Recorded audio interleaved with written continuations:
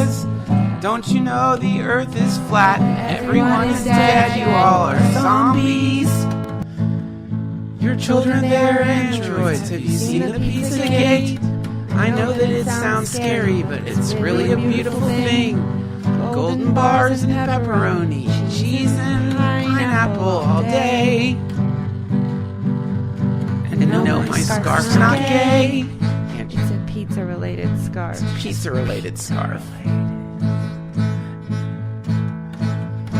And here's a sonic beam of nanobots. They're in your brain and now control your thoughts. Do you want to hear our slogan? Then listen to Joe Rogan. His real name is Salon McGregor, and he controls the weather with his ears. He's been doing it for years. There's a pyramid under the White House. That's why you can't sleep at night. I didn't want to do this song, they made me. Oh, sweet friends, we have got a blazing star of a podcast for you on this Friday the 13th. Karen Kilgariff, one of the hosts of world-famous podcast, My Favorite Murder, is here with us today. We're going to jump right into it, but first, some quick business. This episode of the DTFH is brought to you by Audible. The angel of good fortune has beamed her cyclopean eye upon you, the listeners, because Audible is now offering you sweeties a free audiobook with a 30-day trial membership. Just go to audible.com/DTFH and browse the unmatched selection of audio programs. Download a title free and start listening. It's that easy. Go to audible.com/DTFH or text DTFH to 500-500 to get started today. I love Audible. I've been a member forever. I get a bunch of credits every single month, and those credits allow me to download audiobooks. Right now, I'm listening to an audiobook that is blowing my freaking brain, literally blowing my brain out of my nose. I sneezed a big spray of brain all over my darling lover's face. We wiped it off. It's okay. Didn't need it, hopefully. But you should check out the original Be Here Now talks, which is one of the zillions of books you can download on Audible. I'm currently listening to that. I'm revisiting Dune, which is one of my favorite books of all time. Of course, Living from the Overflow by Michael Beckwith. These are all life-changing books. And as you know, I'm one of the top athletes in North America. I love climbing glass buildings and just slithering up like a muscular, beautiful chameleon. And when I do that, I'm going to be listening to Audible. You can get a free audiobook. All you got to do is go to audible.com/DTFH, browse their incredible selection, or text DTFH to 500-500 to get started today. These are especially great for making love. If you enjoy reading, but you don't have time to read and make love at the same time, well, now you can. Just press play on the Brothers Karamazov and start making sweet love to your wife or husband or girlfriend or boyfriend or whoever or whatever it is you make love to. Audible. Maybe you're bored of your boring transatlantic hot air balloon trips that you've been taking. Or like me, you're an athlete and just want to entertain yourself while you free climb glass buildings. Audible's the way to go. Remember, it's audible.com/DTFH or text DTFH to 500-500. Audible, make your life a trillion times better. An eternal thank you to the wonderful folks out there who've subscribed to the DTFH on Patreon.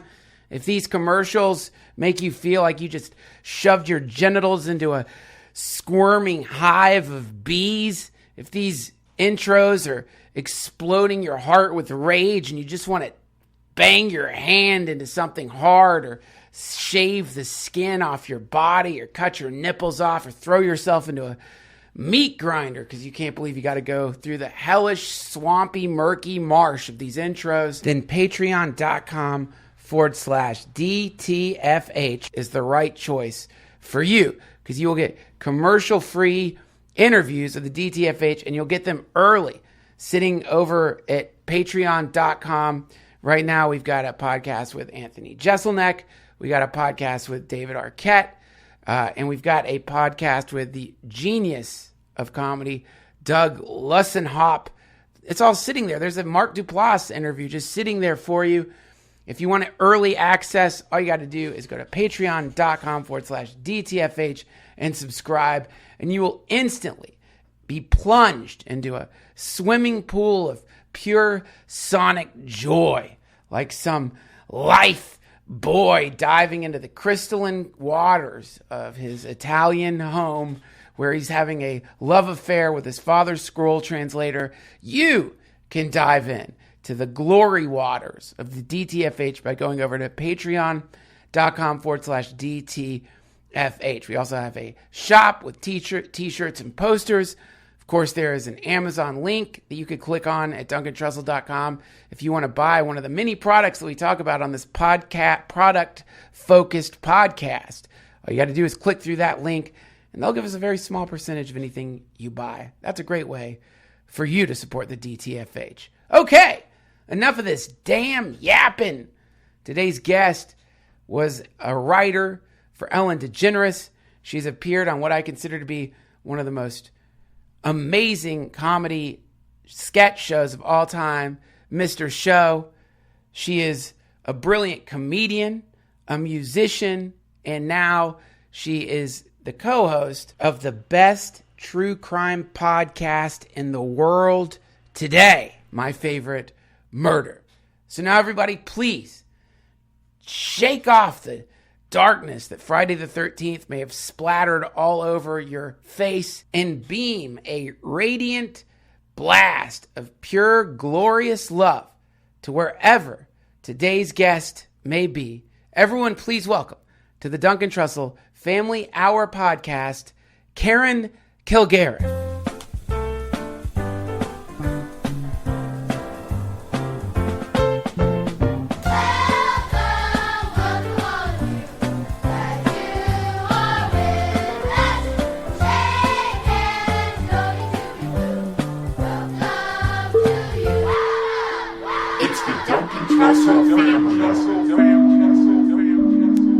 I can count as high as 60 or 70. Shit. Yes, I can.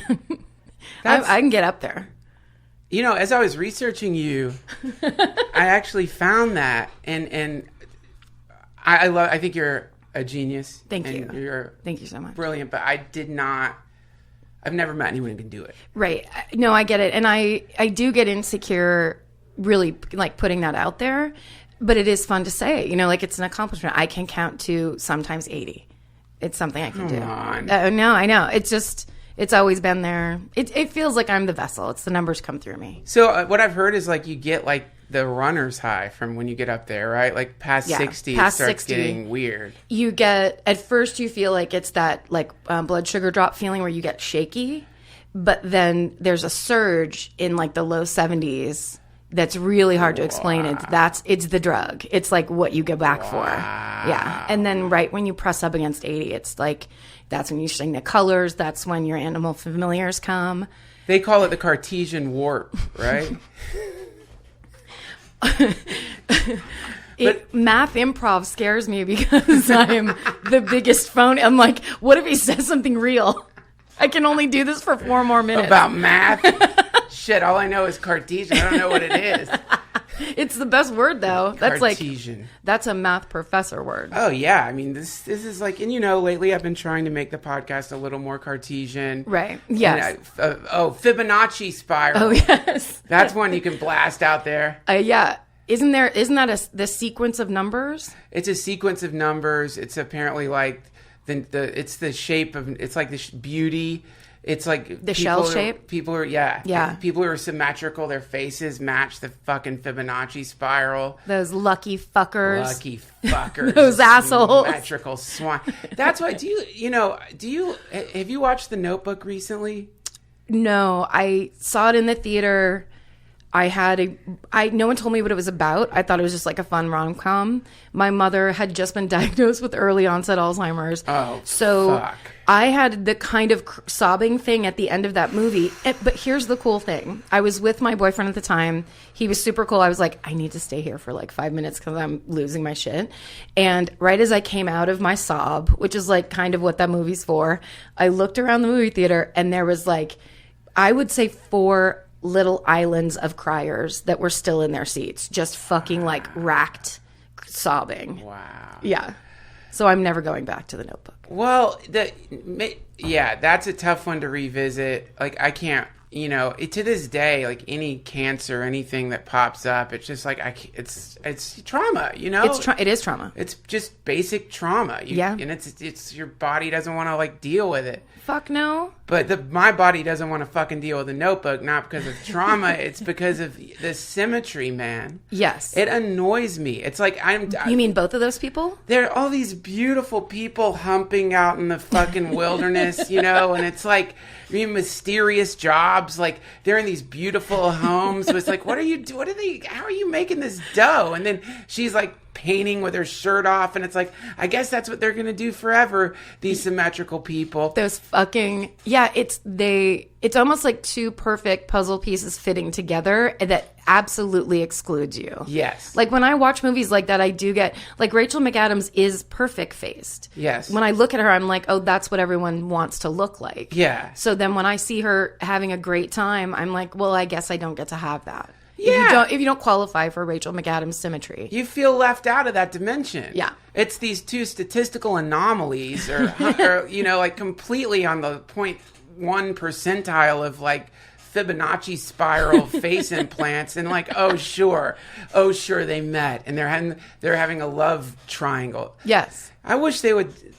I don't know. I sound like I'm a player hater. Look, if I could warp my face into some beautiful symmetrical thing, I'd do it in a fucking second. I feel like if I was a classic, say, LA hot girl, I would be the worst person. Like, remember when in the like late 90s when supermodels, they started putting them in like documentaries and stuff, and you started hearing them talk, and you're like, oh no, you're the worst person? Yes. Like really shrill voices Yes. and bad senses of Yes. humor. I feel like that would be me times 1,000. I'm glad you said classic LA hot girl, because you didn't exclude yourself from being hot, because you're hot. And that's Thank cool you. that you recognize that. That's really cool.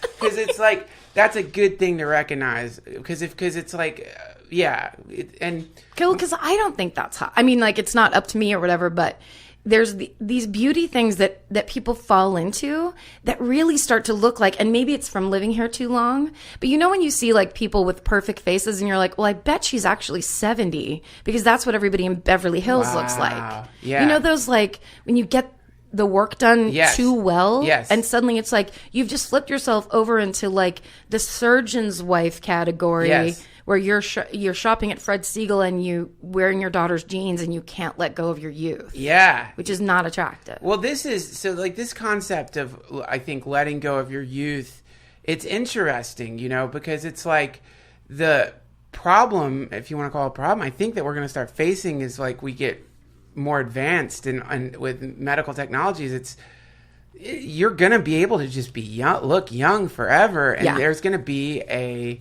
just like what you said, like a stigma. It's going to become stigmatized. There's going to become these 2 groups of people who are proudly aging and people who are like, no, I don't have to like age. I know people like that, transhumanists. They're like, it's the right thing is to extend the human lifespan. The right thing is to reverse age if you can. Why not? Sure. I mean, for somebody who is, I can now see myself aging. I'm approaching middle age.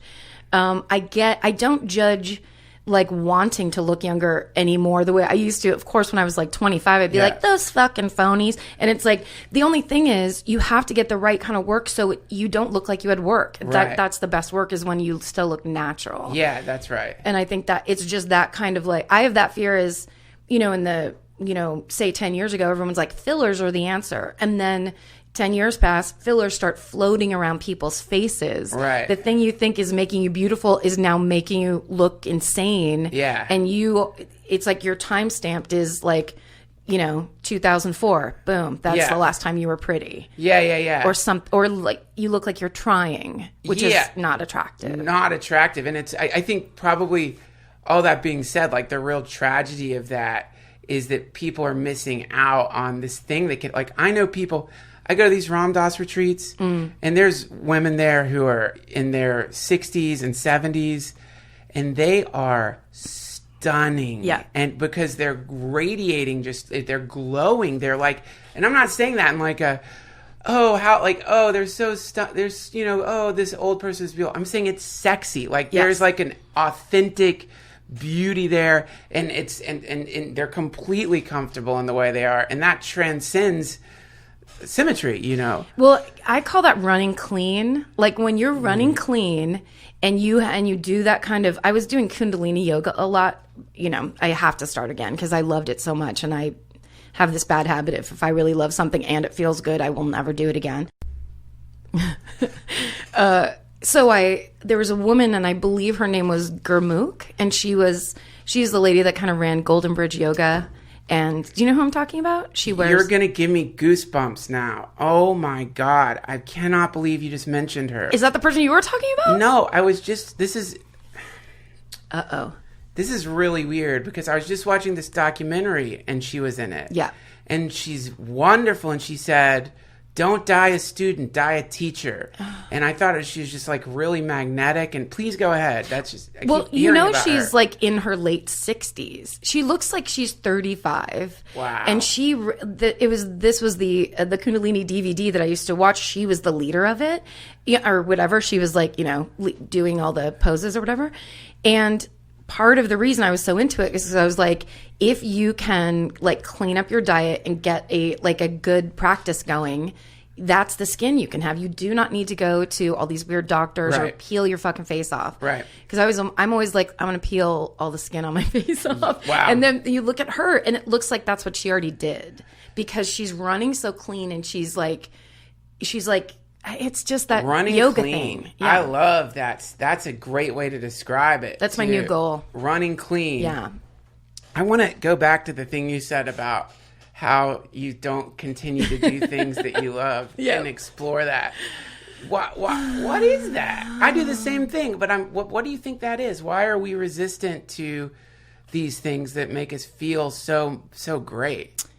I feel like mine is the hacky thing of I kind of like grew up like a bit of a miserable, like the miserable fat girl. And I think that is my set point. So anything that goes better than that, I don't trust it. Like I get real nervous. And I feel like those are almost like, it's like a special circumstance to be in, to go like, wow, I'm proactively doing something good for myself. I'm making myself feel better. It's just like, it's also alcoholic shit because I'm just like a dyed in the wool, Irish Catholic alcoholic. So there's a lot of like self-flagellation and punishment for no reason. You're still drinking? No. I stopped drinking in 97. Oh, okay. Yeah. But it's in there. Oh yeah. It just comes out now in all the other, forms of things you can put inside yourself. Okay. Yeah. Right.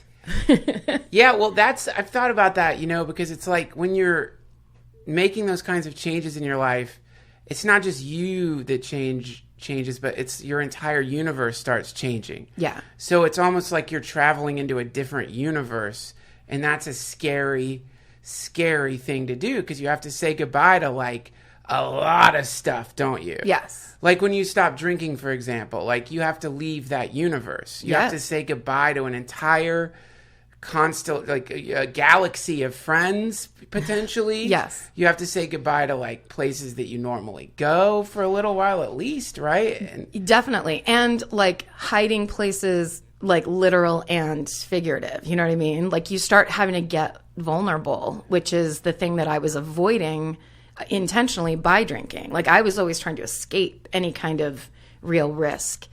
So then all of a sudden I drank my way into that exact thing I was running from, of course. Isn't it always that way? Yes, for sure. Yeah. Wow.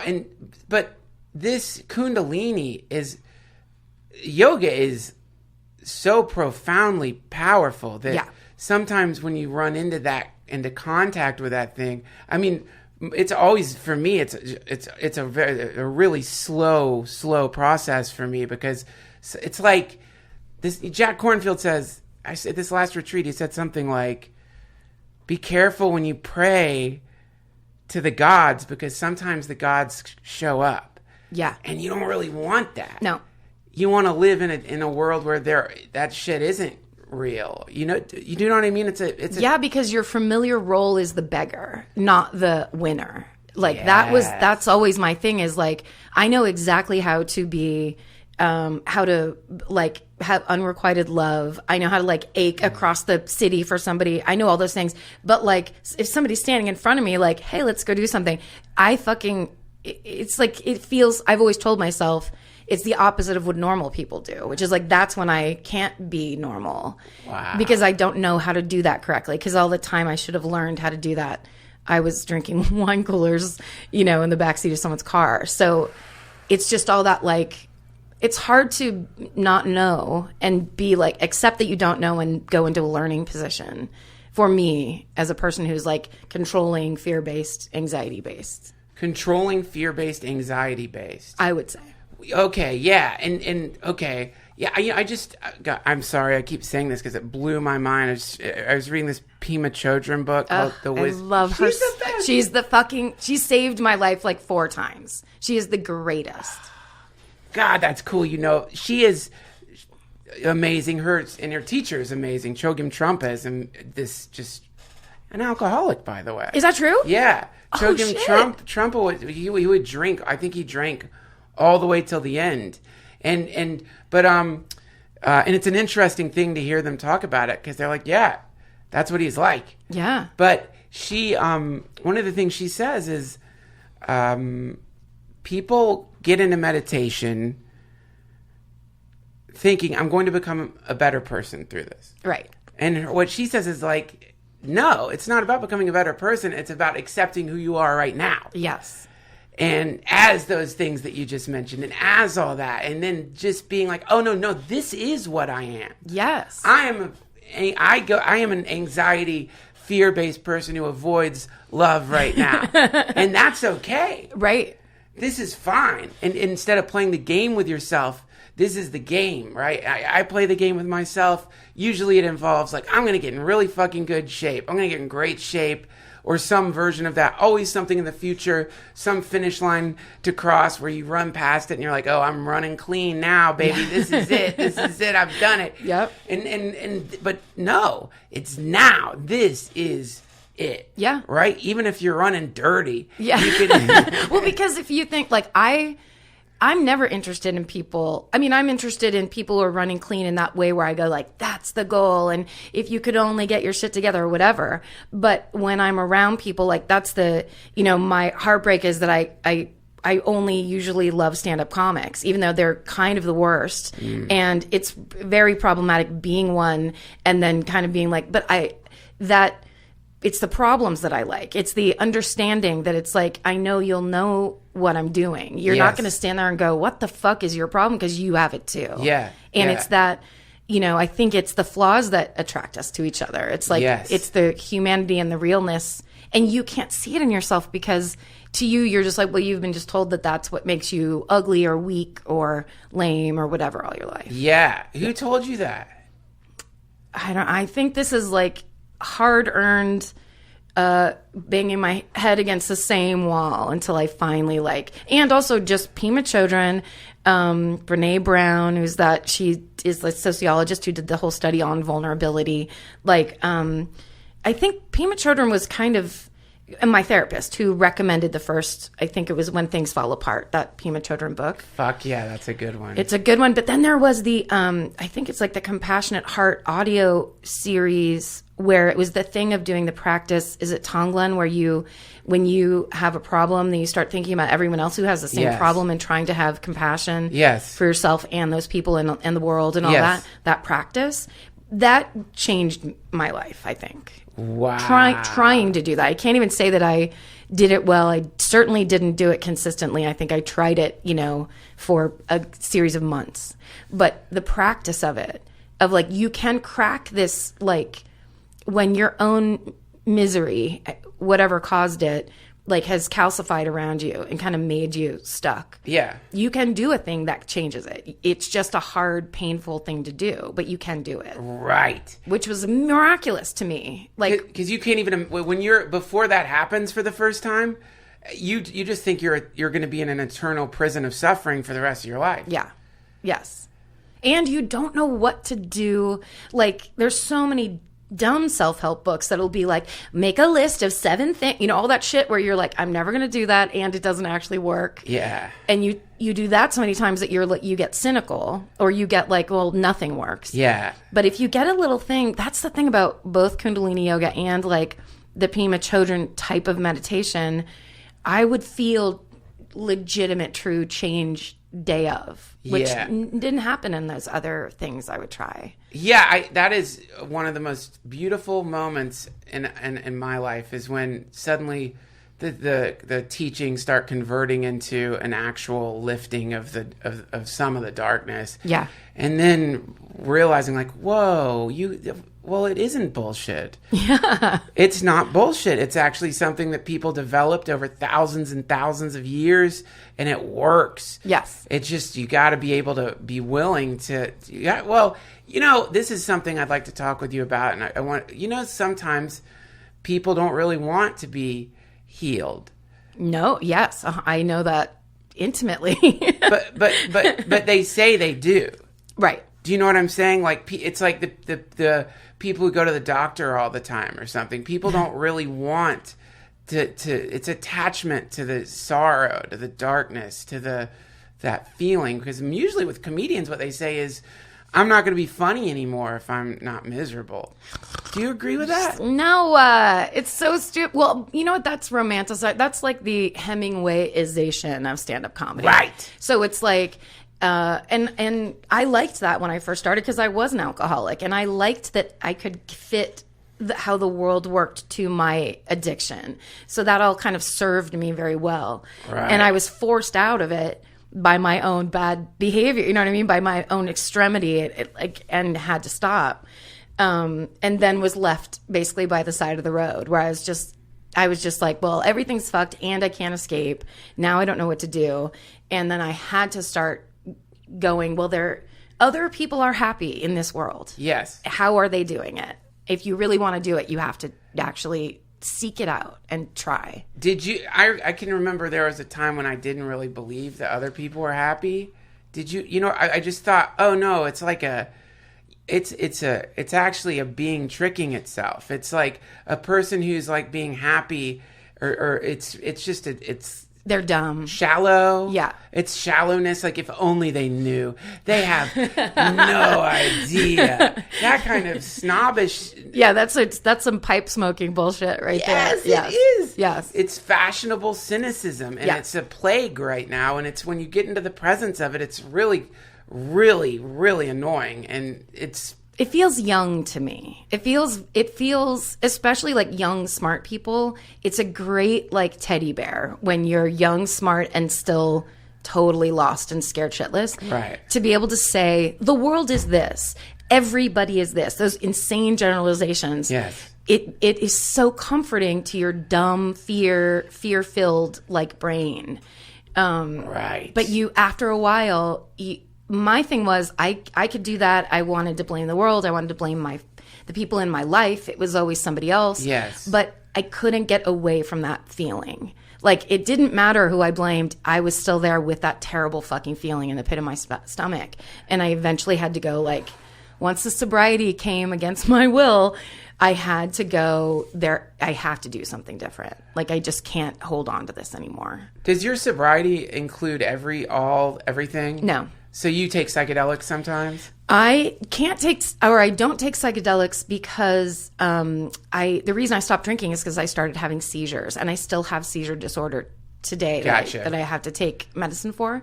So I think I would get too scared. I wouldn't be able to let go. Mm-hmm. And I would keep thinking, wait, now I'm having a seizure. Like, I wouldn't be able to be free, I don't think. Oh yeah, I think that's like, I mean, that's so responsible and smart. It's just, you don't want to, it's okay. I mean, who cares? Like, what about marijuana? Oh, 100%. I mean, and that's the thing. I've talked about being sober on my podcast, and I keep trying to tell people, because people come up and be like, now I'm sober. And I'm like, that word I'm only using to alcohol. Alcohol. Because as my therapist, my brilliant therapist once said, everybody needs a little bit of oblivion. Because I would get really down on myself for smoking pot. And she was like, yeah, but you have to be able to escape at some point in time. You can't just sit there. How long have you been with this person? The therapist? Yeah. But almost 15 years. Wow. Yeah. Good for you. She's Holy amazing. Shit. I want to get a digit. She's the best. She's so I'd met with a couple other people before. Yeah. And I had it in my head. I told my friend who was a therapist, she's like, I can't be your therapist, but I can recommend people to you. What are you looking for? And I said, I want to talk to Olympia Dukakis. I basically want to sit across. So she gave me the name of a kind of an older lady who had gray hair, but in no way had the Olympia Dukakis vibe whatsoever. And then Psychology Today has a website that you can go on, and there's just an index on there. Oh, wow. And you can put your city in and find therapists that are licensed, practitioners near you. And I just picked the person that was closest to my house, and she is like one of my favorite people. I think that's critical to pick a therapist that's close to your house. Hell too, yes. Because your brain's going to not want to you won't go. You'll cancel every time if you have to drive too far to a therapist. I live walking distance so close to my therapist, and I have been between, I would say, 11 and 18 minutes late to every appointment for 15 years. Wow. I cannot show up on time. Wow. And we've talked about it, and we've talked about not talking about it. And she's like, I mean, it's whatever, if you want to talk through it, or, it's hilarious. And it's just like that's another thing I have. When I did have a therapist, he told me the coolest thing ever. He said it's like, actually there was a time, and who knows? I mean, who knows if it's real? I didn't look it up, but he was saying like there was a time when it was considered actually low class to be on time. that whole concept of being on time is just like that's for that's for them. Yes. We show up whenever we like, and then also. And indigenous. I love that so much. It's cool, and if you think about it in terms of like I've heard of like in tribal cultures or indigenous cultures, the idea of like even showing up, like you're like, I'll see you at this somewhere in the afternoon. Yes, and you just connect with someone in that way. Like here, Jesus Christ, we're just really crucified to the clock here in this. You're crucified to the clock. You mean in Los Angeles or just our culture? In the West, you're just nailed. We're just being nailed to time, and it's rips people to shreds. It really does. Well, it's a great way to beat yourself up. It's also a great way to punish other people passive aggressively. There's all kinds of things you can like kind of read into it or take from it, or I don't know. And my thing is that I do stuff like I sent an email and I just said, sorry to you. Sorry, I'm going to be 15 minutes late. I couldn't stop blow drying my hair. I just dip into these weird worlds where I'm like, I come out and I'm like, I'm already late. I thought I was totally on time. And then I'll like hypnotize myself, but with some weird small thing. Yeah. I mean, it's kind of like what I really love is like when you run into people who don't care when you're late. Yes. And they really don't care. And it's a great way actually to kind of test people and because if you show up late and somebody's just like, oh hi, and you realize like, oh, they're not in the world of, they're not trapped in the world of time. Some people just are, so it's annoying to them, but fuck it, be 15 minutes late. It's okay, because you know what I bet when people are dying, one thing they don't think about is all the times people were late showing up for something. I would hope not. That's one of the things you just forget instantly. It's like it's one of the. Have you ever heard the idea that you only remember 10 or maybe 15% of what happens to you, and most of the time you're living in a forgotten moment? Oh, that's amazing. Isn't that wild? Like most things, you're just not. You're not. That takes the weight off of everything. Yeah, you won't remember it. It's like most things happening. Driving to this place or that place, the food you ate, the thing you did, whatever it is. It's like. You don't remember that. You don't remember much. It's like there's the illusion that we have this. Some people have photographic memory. Yeah. I think that's mostly an illusion. I think that we just have this. Have you ever explored memory, like really looked into it and noticed how it's like wavering and so like, what's the word for it? Like tricky. Tricky. Like when you really pull up a memory and look at it, how it's like, I'm really looking forward to when they're able to do the full download of people's minds, to see the way our minds are remembering stuff, because I think it's going to be real interesting and low grade, whatever it is. Well, in the advent of the digital age, it's very funny to have lived before the internet, like a serious period of time. Yes. Because there was a time, I used to say this a lot, where it's like you could just kind of say a fact and no one would question you, and it'd just be like, oh yeah, Karen told me about that thing, and then they would only learn 3 people later of like, that's completely wrong. Yes. But in the moment you'd never get caught. It wasn't I wasn't like a liar or anything. I would just kind of misremember or like just slightly get a fact wrong and be like, did you hear about the thing? And I would just love the story of it. And then when the internet started, people would just immediately look something up and be like, see, that was actually in 1977. Yeah. And that's when I was like, oh yeah, you have to like tighten this shit up a little bit, and like you can't just say whatever and tell people that's a fact. I interviewed someone who is I don't know. He just blows my mind. Will Oldham, and he was saying that they went on tour, and that people kept Googling shit. Like, what was that person's name, or what's that thing? And they had, I don't remember what the item was. They had some object, and they said, well, let's make that I think it was a banana or something. They're like, go to the Google banana. And so they would pick up the banana and make up facts, because his thing is like, how important are these facts to you? Right. That it's completely taking you out of this reality down into the rectangle. Who really cares? Like, and you're treating the rectangle like it's Bible fact or whatever. You're treating it like it's inarguable, where that was written potentially by like a stone 23-year-old. Yes. Who knows where we're like, I think of that Wikipedia. Every time I go onto Wikipedia for research, I'm always like, yeah, I'm going to have to check this probably 4 different times. Right. Because sometimes you'll see other articles and they're exact cut and paste from Wikipedia, where you're like, yeah, but who wrote this? Like, is it truly verified? Exactly. And that's one of the big problems right now, isn't it? This is one of the big problems, is that they've weaponized that, and now they've essentially fragmented reality for everyone. And by they, I mean like government, state agencies have somehow discovered these algorithms and ways to completely this is Elon Musk when he talks about AI. I don't know if you read this, but he says it's not necessarily the robots, as everyone, like the Terminators, that are going to kill us.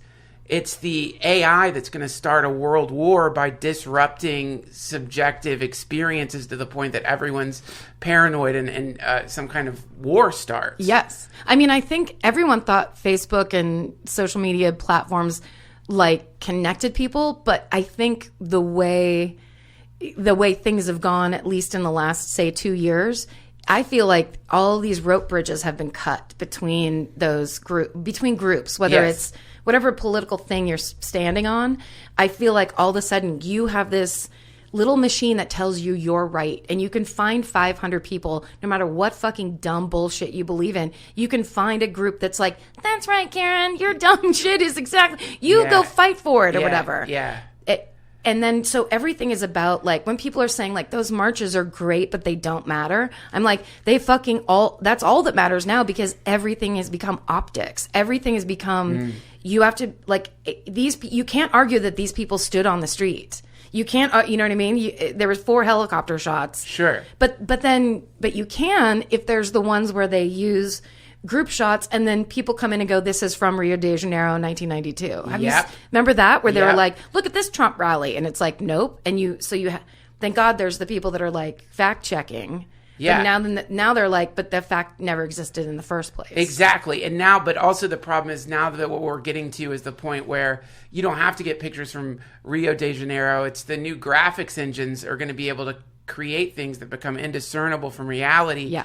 And that's where it becomes, and then when it's not a person making these things, but an AI making these things, and then an AI that's like figured out a way to like dispense them based on specific viewing habits of specific people To like basically tell you the story you're looking to hear. to create. This is the whole Cambridge Analytics thing with Facebook that they got in so much trouble for. Is all these people took some kind of personality test. You read about this, right? I think. Well, I know the general thing, but tell me the They specifics. just did a deep probe in the psyche of all these Facebook users, and then that data got sold, and that data was used to help Trump get elected by analyzing someone's deep psyche, and then so the ads you would get based on this personality profile you filled out, it was like pure Hannibal Lecter level deep manipulation of humans, and it's just going to get more and more and more intense because when you get I don't know if you've ever had the good fortune, and I do mean good fortune, of being around an authentic con artist, like someone who's really fucking yanking your chain, but who's like really good at it. I don't know if you've ever experienced that before. I mean, I think dribs and drabs around this town, but nothing. I did nothing like. And where's my wallet? But I think I definitely the kind of people where when you find out they were bullshitting you all along, you're just like, wow. I got none of my senses kicked up on that, and they usually are good. It's amazing. Yes, it's beautiful. The art of it's incredible, and when you realize that's happened to you, it's like it's can be. Has it happened to you? Yeah, it's happened to me a couple of times. I mean, who knows? I mean, you never know. I mean, it could be happening to all of us, really. But so what it is like these people. Some people get into what's it called? There's a name for it. All the pickup artists use it. Oh yeah. So pickup artist, of course. I mean, and this is again maybe going to upset some people listening, and I don't care. I had this conversation with a friend of mine who was talking about pickup artists, and I said to him, well, to me the problem with what I've read about it is that it's fundamentally based on deceit. So it's not as though you're presenting your true self to a person. You're analyzing them, doing a scan, thinking, what do they want? I'll become that temporarily so that I can fuck them. And then that's it. I've achieved this ridiculous goal. I've essentially dehumanized a person, right? Sure. And gotten into their most vulnerable place. They've let me into their house and using these, but there's a name for it and I can't remember it. You mean negging, or like you mean the game itself of like how they do it? Yeah. The stages of it, the idea of like, oh, if I can induce a good memory in you while you're around me, then you're going to start associating me with that good memory. And then if simultaneously I give you some object while I've induced the good memory in you, and you look down at that object, you're going to feel the good feeling you had from the good memory that you told me, but you're going to associate that good feeling with me. Are you serious? Yeah, sure. Oh, I thought you were just talking about like negging and triangulation and stuff, like the basic things. Negging is also part of it because that's a way to like essentially you're using like this kind of weird psychology to manipulate people. And so where it gets really spooky is when an AI becomes that being. Yes. And it has all of your data.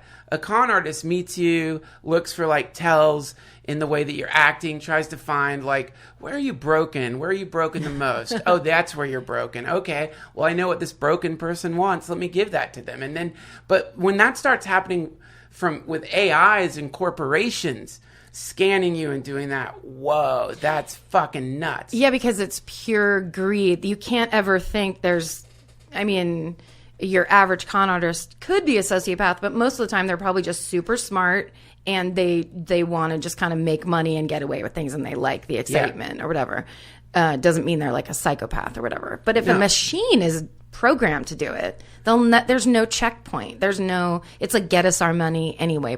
You know what that makes me think of? Did you ever read or listen to John Ronson's, I listened to his audiobook, and it was a thing about people who had bad credit in England, and then the other credit card companies, basically, that they would get on lists if you were in debt, and the other credit card companies would go to the debtors offering them what seemed like the answer. So they just started opening more and more lines of credit to pay off the other credit. And there was a man, it happened to him, and he was so far in credit, he just killed himself so his family could have his, you know what I mean? So they could, his insurance or whatever, he had some weird plan in his head. This is the only way I can get out of this. And it was, they absolutely targeted those people that were already in the worst place you can be in, which is, I owe everything and I have nothing coming in. Yeah. Horrifying. Yeah, horrifying. And then when you add to that the ability to generate CGI entities that seem like beautiful people who seem genuinely interested in you, that you just happen to have met on Instagram, who are really talking to you for a while, and you look and they've built up like a profile for the thing, and they're just talking to you, they become your friend, and they're just, every once in a while maybe they suggest a product to you. That's what they're doing now? Oh, it hasn't happened yet, because right now I don't know. Could be. I mean, in a weird way, it happens through humans, but as far as an AI doing it, it hasn't happened, because what I think is probably happening right now is that people are beginning to, I think, the best way to put it is social media farmers who are growing identities. So basically what I like, if I start a profile now for a 14-year-old kid named, I don't know, Danny, and then and then I have an AI that begins to post shit for him by, scanning what's going on, what's trending. Yeah. And he starts posting realistic posts, so that if you went and checked him out, you'd be like, well, he's been on Twitter for 5 years. He's posted 7,000 things. That couldn't possibly be a bot. But Right. it is a bot. It's a bot that was farmed for many, many years to grow this personality. And if you had 1,000 of them, now you can start changing the way people think about things. You can start shifting trends. You can start controlling the ebbs and flows of what's in and what's out. I think we're headed towards that place. 100%. Well, because, that makes me think of is I started getting into a thing that normally I avoid. Like, I can't, for a long time, I could not stand listening to people argue about politics. It was just like, especially online. It's such a complex thing that people are trying to get down to their 140 characters or whatever. But I started getting really addicted to reading threads, or somebody would post a thing about like Trump did this gross thing. And then, excuse me, there would be a thread underneath where the first 4 people agree that it's a gross thing. The 5th person is there to say, none of you libtards understand what you're talking about, and act like an asshole, whatever. And then the fighting starts. And in there, I always noticed there would be a person of color. It would be a woman or an older man, but it would be a person of color somehow that would come in to like defend Trump. And then I read the article about the bots, how they discovered like the Russian bots and all those things. Yeah. And then people started learning, like if there's a series of numbers in the name, that's probably a bot. If it's taking these certain stances. And if you write back and you're like, thanks, Russian bot, it'll disappear. Because once you like name it and everyone can see it, it'll go away. That's right. And that idea that people who are arguing about these things that in this country people couldn't even talk about at the dinner table, and suddenly they're all anonymous and comfortable just going, well, you don't even understand, and you're the one that doesn't understand. Yeah. And then a person comes in who symbolizes what you think you're defending or attacking or whatever your thing is, and they're the ones that go, no, actually, it's like this. That manipulation, because you don't know who that person really is. That's right. It could have been Putin himself, but it's like you're like, oh well, this clearly educated black man who's over 50 has come in to say that actually this is fine. I need to rethink my stance. That's fucking insane. But because it's Twitter, it's fake. Everything's fake on Twitter. But we don't know that, and it's psychological warfare, and it's a brand new weapon, and it's a weapon that's so amazing because it's shifting interior landscapes. Like, you don't see the destruction, you don't see the fragmentation or the confusion. You just see you just get to the point where like, I don't trust much of anything that's coming out of the internet. I don't know. I have no idea. Yeah. I have no idea. But still, it's the very beginning of it. Do you believe that shit about the singularity, that we're headed towards a singularity? I mean, I don't know what we're headed towards, but I do know this, and this might just be the experience of aging and being self-aware. Things are evolving much faster, like in a way that I can track.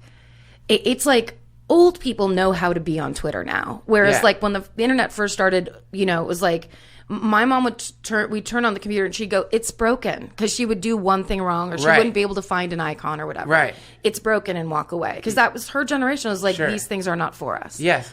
My dad now texts me constantly, and like that, because he loves Apple. He loves the idea of that innovation. He loves that newness, and he loves, modern life. He wants to be a part of things.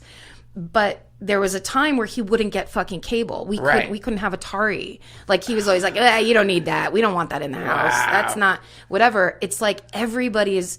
Suddenly we're all like, yes, the phone is in my hand all day long, and no one talks about it anymore. Right. Whereas when like cell phones first came out, it'd just be like, oh, and she's staring at the phone all day again. Now it's standard fare. Standard fare. And because of it, you are one of the most successful podcasters living on the planet. It's true. Did you ever think about that? Like how this technology has your life has been so transformed by this, hasn't it? Yes, very quickly. Like in 2 years, very very quickly. Very quickly. Like I remember when it happened to y'all, and just like wow, I was so blown away by it, and I'm sad to say I felt jealous, and like, which is just like really lame. And I think that's standard. I think that's all of us all the time. We've all moved here to get basically the same thing. Yeah. And anytime someone gets something, it feels like now I can't have it. But it's like, what am I competing with a hilarious show about murder? But we're all competing about everything. It's like, I think that's the comics mindset, because we're all the same, and we're all kind of like in this weird group. You know what I mean? Oh yeah, you're yeah. It's just that, I mean, I've been jealous of every single person I've met since I moved here for fucking 25 years straight. It just, you could get a part on a thing that I think is a piece of shit, and I'm like, I shouldn't have, like, that's just this weird. It's like, because when you're leading with your ego always in this fucking town, how do you not do that? Right. Yeah. Okay. Well, cool. Well, thank you for that. I mean, that's good to remind you. Jealousy is just a part of existence. It's good. It comes and it goes. But it means that this is important to you. But for some reason, I didn't listen, and so and sometimes I say to myself, I don't want to listen to other podcasts because I don't want to get shifted by the podcast. I don't want to change for the podcast, and I think that's really stupid. But my girlfriend, she loves your podcast, and she started playing it for me, and man, it is so good. Thank you guys you. are, and you know this. You know this already. I mean, people are like getting tattoos and stuff. People are going to die with slogans from your podcast tattooed on their body. Does that ever freak you out? Definitely. I mean, first of all, thank you. That means the world to me. I think you're brilliant. I love this podcast. Thank you. I really go to this podcast sometimes when I want to be like, feel smarter and feel like I'm trying to do something. Thank you. So it means a lot to me. Thank you. And exactly what you're saying. I do that constantly. I'm very careful of what I take in, because I'm afraid I'm going to copy people. That's my worst fear, is like, I'm going to love it so much, I'm going to just start saying, I do it all the time, and I'll realize it later. I'll be, oh, that's Blaine Capaccia's joke that I just basically restated because I love it so much. Yep. So I do that a lot. And when something's popular, then I'm just like, it's not for me. Like, I try to play like high queen bullshit. I'm the queen of Spain and nothing's good enough for me. And I reject this out of hand. And there's always like younger people that are like, I think you'd really like it. Where it's like, fuck you. You don't know me. I'm so guilty of that. I think that's also in the 90s, like that Kurt Cobain era. Yes. I really got worked by that whole concept of like, don't be a sellout. It was ingrained in me in the weirdest fucking way that does not apply to real life anymore. And I'm like, it's like I'm trying to please the band members of Pavement still to this day. Why? What? It doesn't. They're awesome. They're awesome. They have the best sweaters. They did it right. I am still terrified of David Cross and Bob Odenkirk. Yes. Terrified. I know. Terrified. And you were in the core of that group. You were in that thing, which was a huge movement in comedy.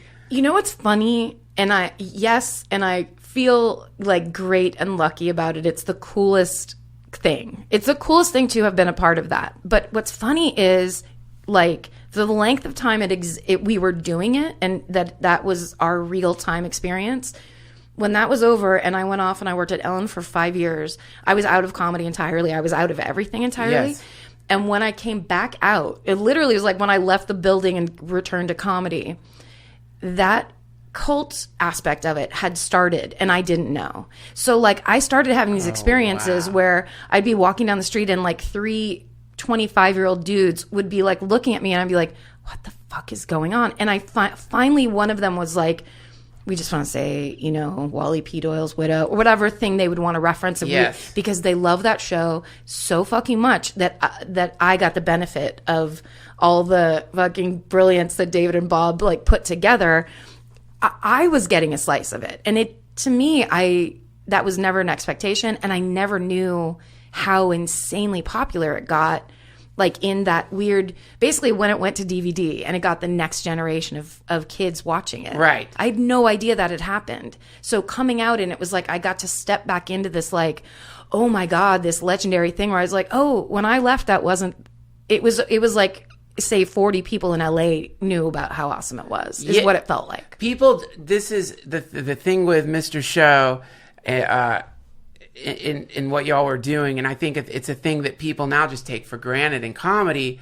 It's always like that. It's like people start transcending or pushing past whatever the boundary is. Mm-hmm. And some of the attempts are failures, some of the attempts work, but what ends up happening is it's like you're laying down tracks. Yeah. And I was a professor in my college where me and my friends would watch Mr. Show and just be like, this is the greatest thing that has ever happened, ever. He would use the term state of the art. Yeah. And you know, people talk about that in technology, but really the term itself, state of the art. Where is the art form right now? Like, where is it? What is the state of the art right now? And you guys were state of the art. And because of that, now it's created an entire branch of comedy. I mean, and I just did this. I haven't done a quote alt show or whatever you want to call it in a long time. I just did one last night. It was really cool. And the crowds are cool. And it's just like thriving. And it's like, but I think people forget.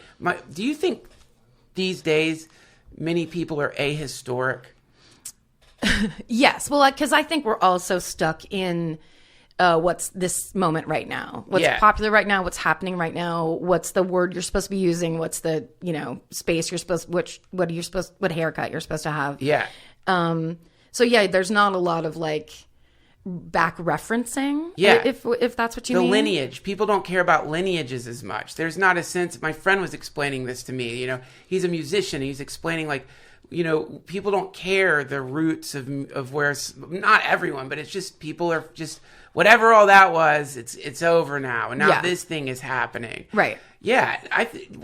That seems so nihilistic. It seems so sad, really. But I feel like it seems to me in what you were just talking about with Bob and David, and thank you for saying you guys, because I mean, I just got to go and do the parts that they gave me. It's not like I get so much credit for what they did. It's really awesome. Not just Mr. Show. No, I'm talking about the whole scene. I'm talking about Largo. I'm talking about the deep alt comedy cult. The impenetrable group of brilliant people who are doing cutting edge comedy.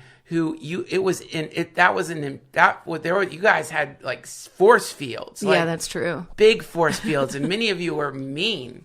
Oh, that was the whole vibe. Yeah. That was the whole, I mean, that was the 90s thing that I'm talking about. That's the Kurt Cobain thing where everyone's trying to out-cool each other. Nobody was a fan of anybody. You had to, if you were a fan of somebody else, that meant you were like weak, or you were saying you were less than them. And where the contest was, in my mind anyway, because I was a female comic, I always wanted to be like, well, I'm fucking the funniest person in this room, and I'm going to show. And I was hell bent on, I had to kill. Like in those sets, if the room wasn't like scream laughing, it was a abject failure, and I felt terrible. Wow. And it was like, I mean, it was insanity. And it was like, and if somebody else did good, fuck them. Like, it was so... Ouch. It was bare knuckle fucking boxing. Wow. Yeah. Yeah. I mean, that was just, it was one of the qualities of it. And it's like, when I started realizing it, it didn't make me not like the art any less. It was just like, whoa, fuck, man. There's like thorns on this thing. This thing's got thorns and fangs and rattles, and it's tough. I mean, and also it was almost like we all went to this one fucked up high school. So everyone did it. We all learned from each other and did it to each other and kind of set the tone that was okay. But to be totally honest, I loved it because that's like, my family was very tough love. You got shit for anything you did from age 5. You know what I mean? It was like there were no kid gloves ever anywhere. Right. So to land in this group of people when I moved to LA that were like that I could, like, some of the most fun nights were like standing in a kitchen giving Bob Odenkirk shit, and he loved it. You know what I mean? Like, we had the best time together because I was like, oh, I know how I'm going to get him. Like, you couldn't ass kiss your way in. That was disgusting. No way. You had to come with the chops.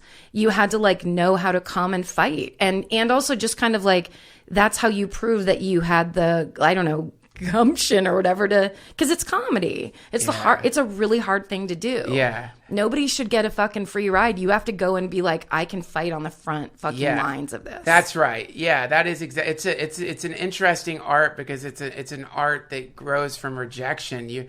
I mean, you know, if you're doing, I was having this conversation last night with someone. If you're doing, you got to do new jokes. Yeah, yeah. And those new jokes, some of them are not gonna hit, man. If I mean, somebody told me Bill Cosby said he bombed once. Fuck that guy. That's such bullshit, right?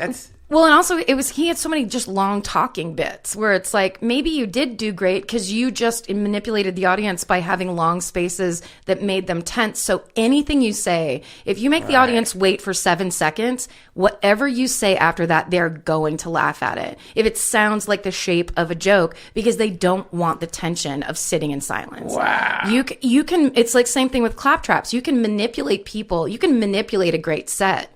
And that was the kind of thing where, like, my friends at that time, everybody was on the lookout for the bullshit meter. So it's like, if you were up there doing anything that was like that, you were fucking out. Like, you could do great, you could kill, but everyone's ready to pick it apart. Oh, sure. I mean, there's no way to not do that as a comedian. Like, when you see people using the tricks, or when you're listening to your set, you're like, oh no. Have you ever had that happen where you are like on stage and you're recording your set and you get off stage, you feel great, like this is a good set, and then like maybe the next day you listen to your set and you're like, oh my God, this is a mess. What was I thinking? I very rarely can listen to a set. Like, I've recorded myself maybe 3 times and then just bailed on it or gone back to it literally like a year later. And that's the reaction is, this is garbage. Why do I think I can do this? Like, it's a complete breakdown of like, if I turn that evil eye to it, I will tear myself apart. But you know what? I can't believe I ever did comedy music, because there is nothing tricky. There's nothing more manipulative or trickier than doing that. And it felt so like cheap always when I was on stage. No way. Yeah, because people are trapped. Like, you're making them watch you sing a song, which is insanely vulnerable. Are you talking about Girls Guitar Club? Well, but then I did my own afterwards by myself. Yeah. But Girls Guitar Club was different. I feel like that was, Mary Lynn and I did that in this, it was such a genuine thing we were doing. It wasn't an act. What we were doing, we were really actually doing. Right. We were literally learning how to play the guitar on stage. Right. We were literally trying our hardest and failing and still doing it anyway. Like, I'll never not love Girls Guitar Club because it was a genuine thing. One of the coolest things that I remember, I was at Largo when I first came out here. Somebody told me, go to Largo. That's where like this amazing comedy's happening. I went there. I was like working the phones at the Comedy Store. I'd only seen that kind of comedy. And then I remember going there. Girls Guitar Club went up. It was, first, just like the energy in that room. Yeah. Was like, it was a temple, wasn't it? It was just the most intense. People were watching comedy there in the most intense way. Yeah. And it was terrifying to be in the audience.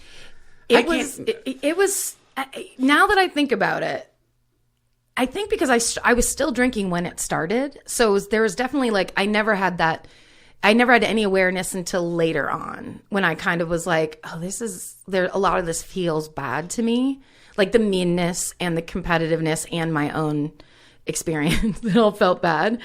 But I was always in a fight with that audience before I ever went on stage. I hated their guts. Whoa. And I had to go up like that because that's how I got like the best, in my mind, the best comedy to come out of me. Wow. Was I had to like beat it into them that they liked me, that I was funny. Wow. Which is not an enjoyable comedy experience. No. It's not at all. So painful. It's really, really, it was always just straight out of the gut.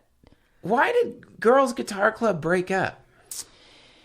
We just started fighting, and we both of our kind of careers went in different directions. So we weren't really friends anymore. We didn't spend time together anymore. I don't know. Yeah, it was sad.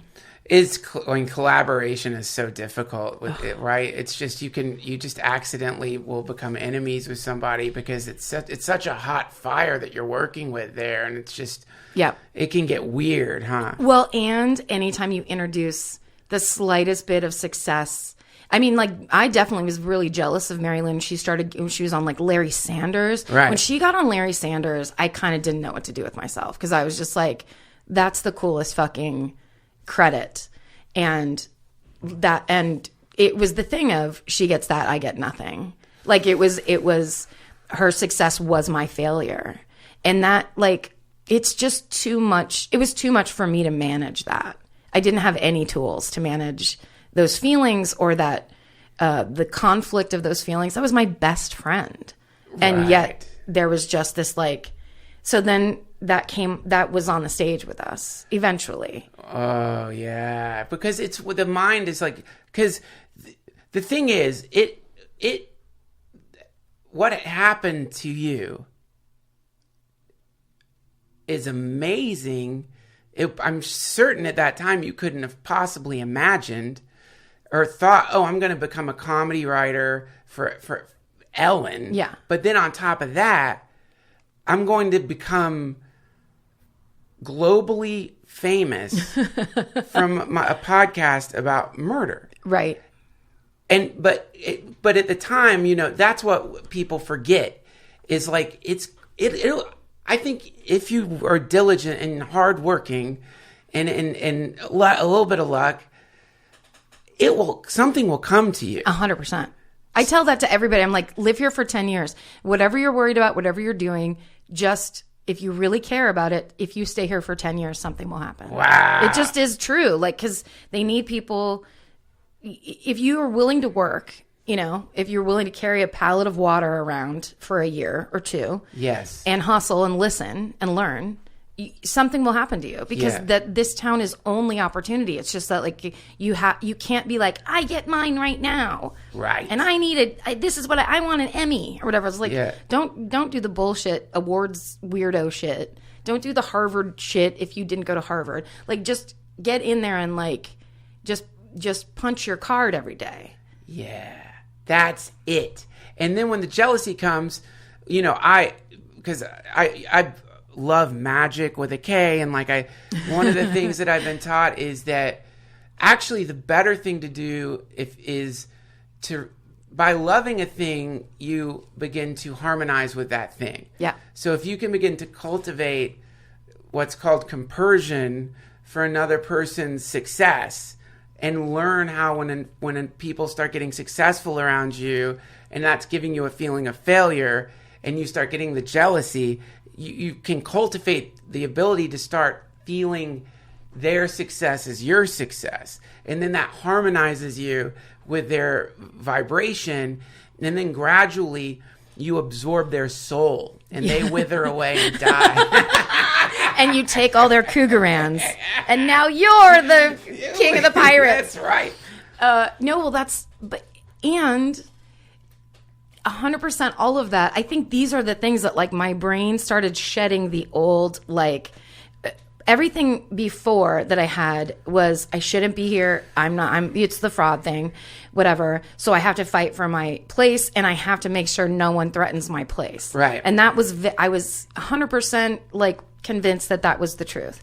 Then when I got sober and I was kind of like, real life. And it was like, then I had to start kind of going, wait, these feelings that I'm having and Marilyn and I used to have conversations about this a lot because she was so like, I don't know why you're mad. I don't know why you don't like that person. I know she was always kind of like, who cares? Yeah. And I think it was that thing of I didn't have the confidence to go, that's great for you and that's separate from me, because I was in this like mode of I'll never like I was always the beggar at the door, and I never could see myself. I never saw myself as like, you get to do sets at Largo. That was meaningless to me.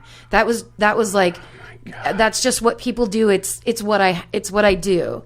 And it wasn't enough either. It was like killing the most wasn't enough, because eventually Greg Fitzsimmons would go on stage and destroy with amazing, brilliant wisdom. And I would sit in the back and go, they laughed louder. Like, they didn't laugh this loud when I did my thing. It was always that. Like, you're just always a reason to be unhappy. So I don't know. I think there's that kind of thing of like finally realizing you have to fill yourself up inside. It all sounds so stupid. I mean, it does. I mean, I hear you putting the brakes on it, because it's like, it really is a difficult thing to say, and you start feeling embarrassed about it. Yeah. You know, because it's a thing that's like been spoken by people who don't really believe it and are just trying to make a buck or whatever. And so it feels like embarrassing to say. Yes. But then I was thinking something very dark, which was, to say like, oh, well,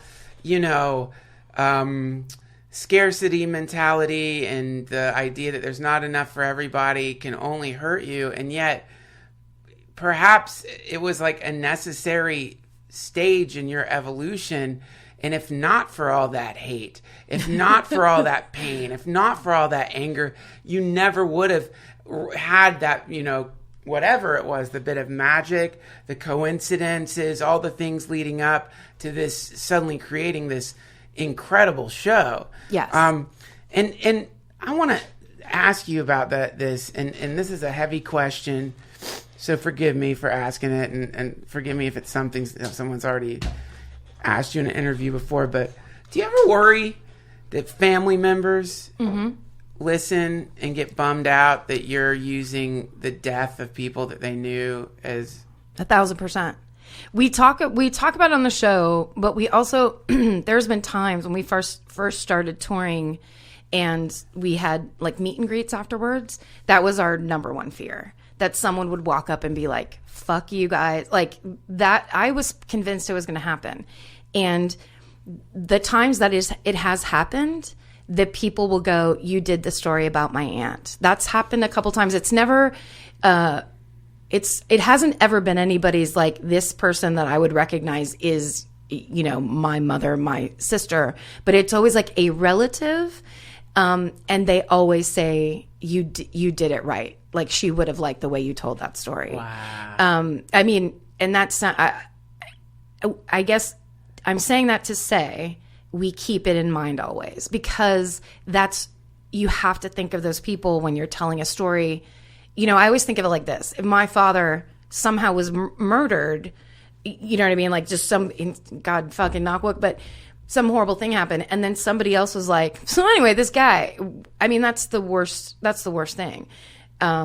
We would never want people to think that we think that is funny, because it isn't, and that's not what we're talking about. So we're having a conversation about a horrible topic, and the comedy comes in and around it almost thematically, but the victims aren't the comedy. Yeah, no, you guys do a great job at that, but But that was like an awareness we had to grow, because right. in the beginning we're like, yeah, we'll just talk about true crime like everybody else does. Yeah.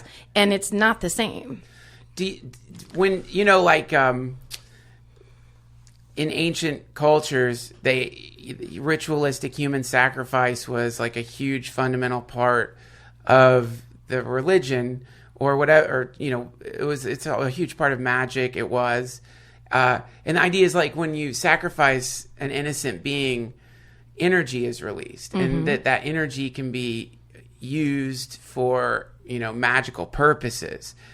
usually to gain some abundance or something from harvesting the energy of the sacrifice being. Right. Do you guys ever think that's what you're doing with your show? Is like you're like a spark of energy flying off of a human sacrifice victim? Like this being has been murdered, and in that murder they've exploded out into the world, and not just through your podcast, but through all the other, many of the stories you guys talk about. It's been covered in Forensic Files or in a bunch of different spots. But you ever think about that? Yes. Well, because I see it as like this. The people who are interested in true crime, like for a long time, it was always like, oh, that's so ghoulish, or that's so macabre, or that's too dark of you to like that. But it is almost everyone that I've met through this podcast. The attraction is, it comes with a concern. It's can you believe this happened to this person? It's holding tragedy in that way that, like, when your aunts are dressed up in black and they're putting out the cold cuts at the funeral, and there's certain people that are destroyed and can't do anything, and then there's the people that make it keep going because it's like this is a celebration of the life that person had. Right.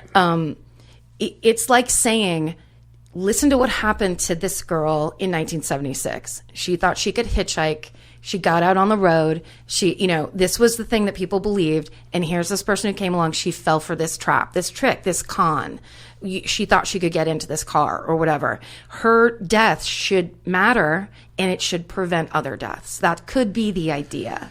Now, I'm not saying that we're always like, but I think that's what people approach true crime interest with, is future prevention, learning, and trying to learn these cons, trying to learn who are the types of people who would murder someone, and how do you never fucking get around that person. And the unspeakable, which is that there's beauty in catastrophe. And there's something that is, you don't want to say it. You don't want to say it, but there's something in that version of the universe that's just as beautiful in its incredible horror. There's something in it that is so beautiful well, it's the human experience. I mean, we're all going to die in some way that we won't like, right. Probably.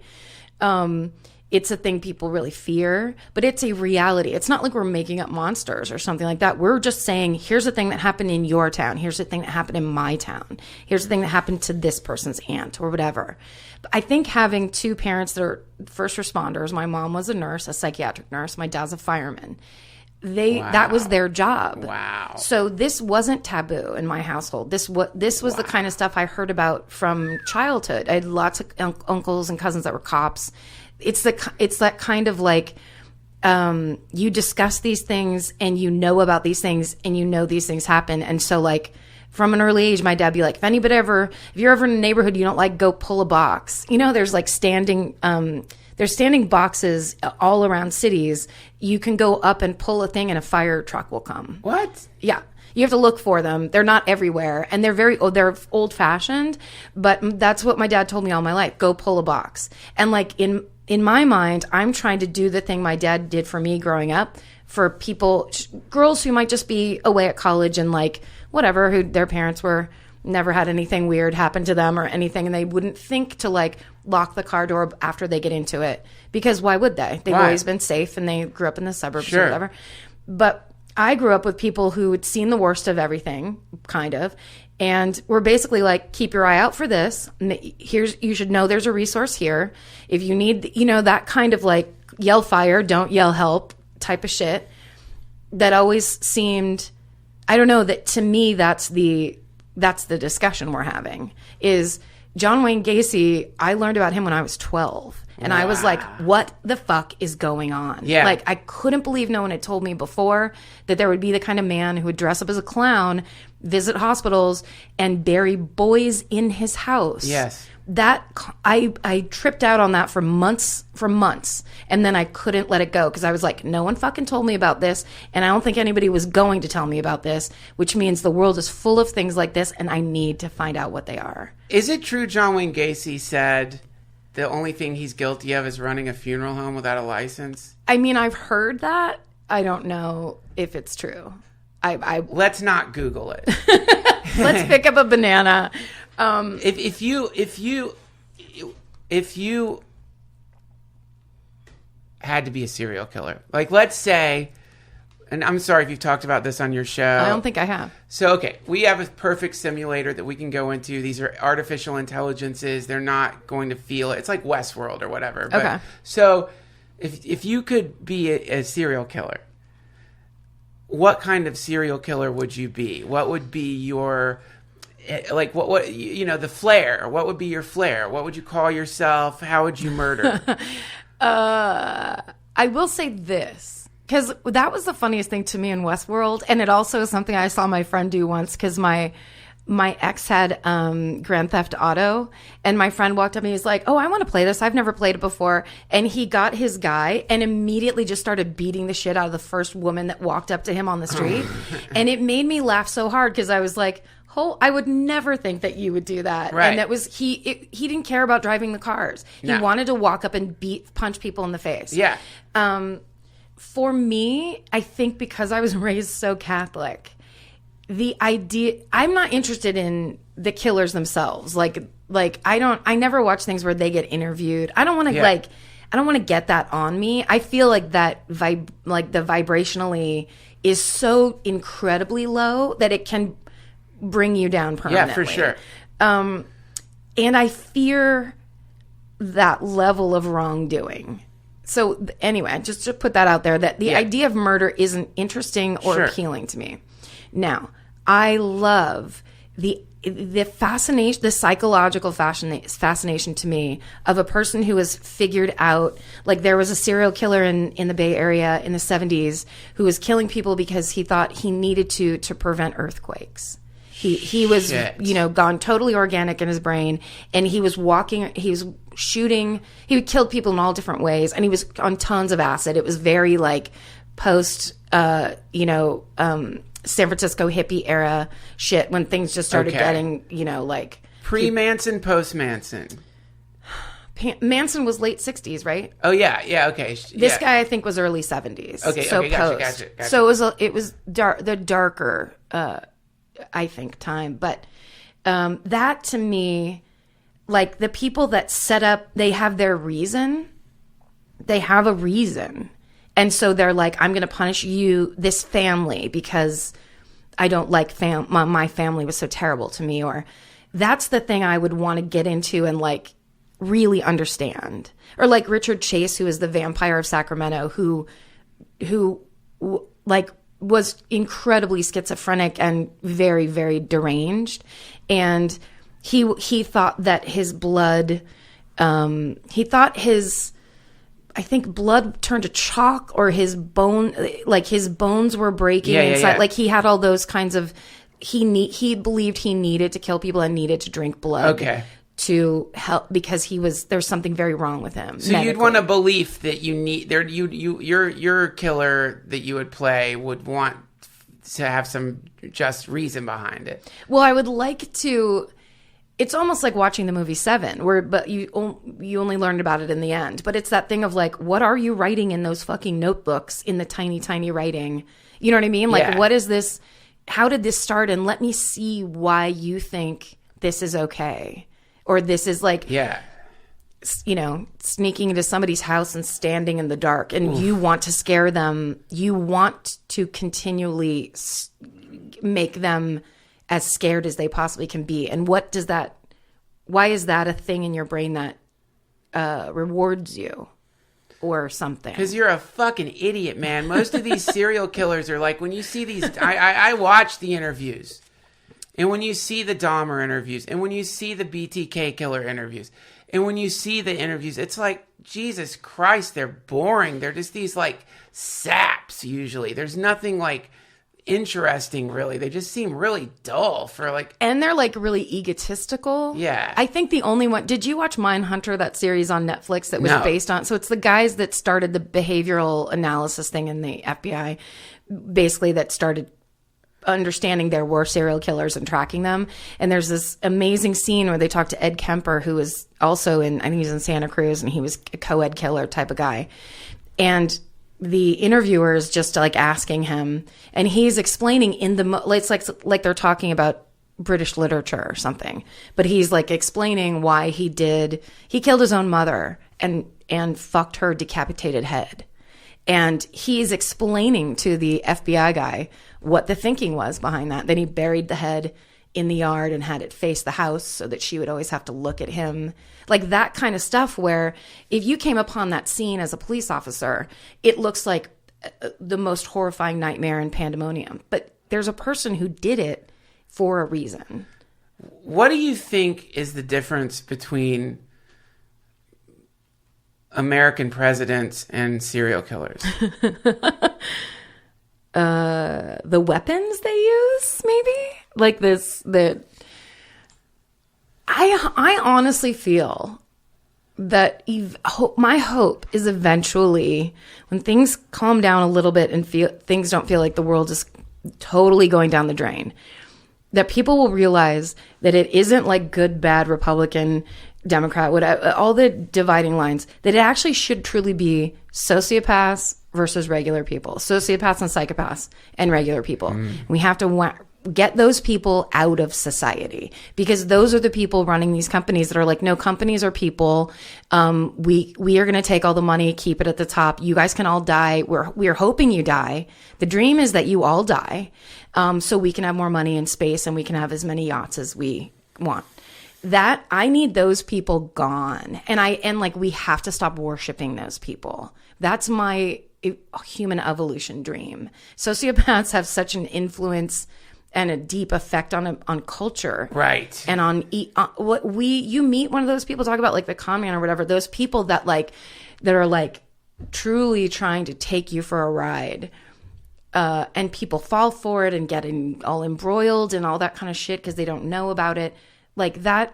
Presidents. I mean, then they go straight to the top. Again, there's a John Ronson book called The Psychopath Test that's all about that those people eventually, because they don't care, rise to the top. There's nothing that brings them, like nothing makes them go, oh, I can't do this anymore, because they don't care.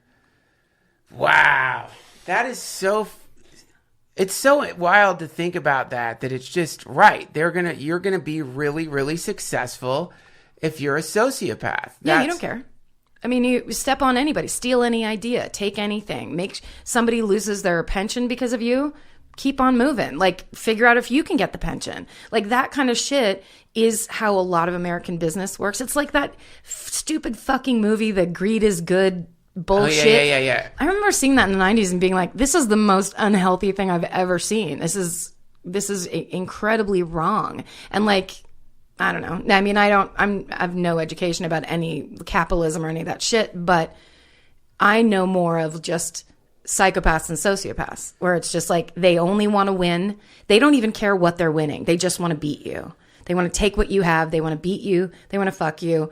They want to get ahead of you. They want to step on your head. Yeah. Okay, so like, how cults are like religions that didn't quite take off? Right? Yeah. And like serial killers are like CEOs that just went down a different path.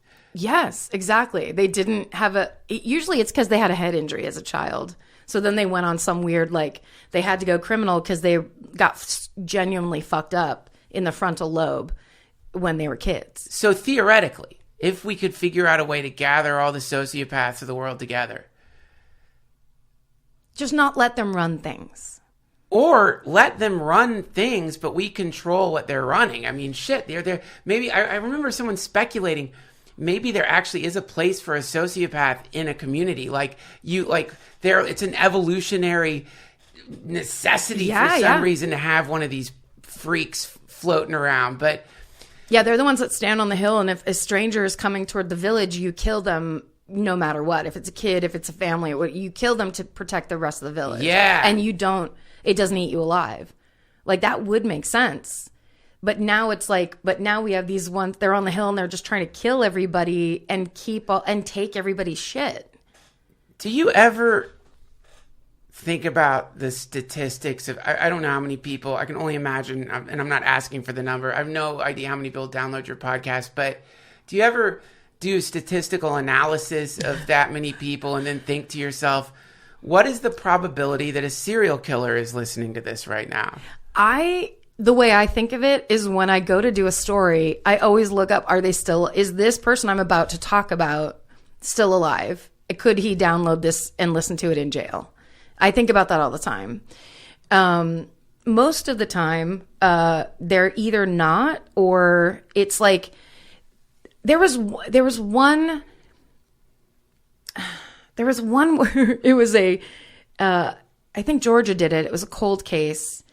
And it wasn't proven, but it was like something that happened in this town.